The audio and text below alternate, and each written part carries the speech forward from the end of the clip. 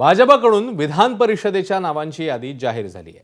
सुनील कर्जतकर, माधवी नाईक, संजय भेंडे, विवेक कोल्हे, प्रमोद जठार यांना उमेदवारी जाहीर झाली आहे।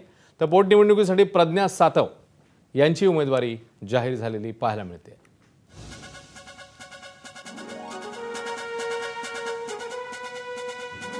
तर भाजपकडून कुणाकुणाला संधी देण्यात आली आपण ते पाहूया।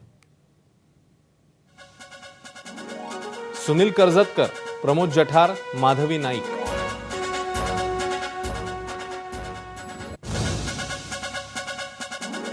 तर भाजपच्या या यादीची वैशिष्ट्ये काय सांगतात तेही जाणून घेऊया।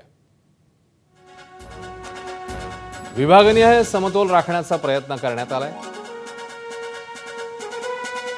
सुनील कर्जतकरांच्या रूपाने मराठवाड्याला प्रतिनिधित्व देण्यात आलं। तर प्रमोद जठार आणि माधवी नाईक यांच्या रूपाने कोकणाला प्रतिनिधित्व असेल। सुनील भेंडेंना उमेदवारी देत विदर्भाचा समतोल राखण्याचाच प्रयत्न करण्यात आलाय। विवेक कोल्हेंच्या रूपात उत्तर महाराष्ट्राला देखील एक चेहरा मिळतोय या विधान परिषदेच्या निवडणुकीत। या सगळ्यामध्ये मुंबई आणि पश्चिम महाराष्ट्राचा मात्र नंबर लागू शकलेला नाहीये।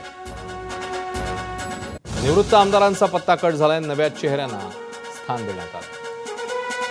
संघटनेतल्या महत्त्वाच्या नेत्यांचं राजकीय पुनर्वसन केल्याची ही चर्चा पाहायला मिळते।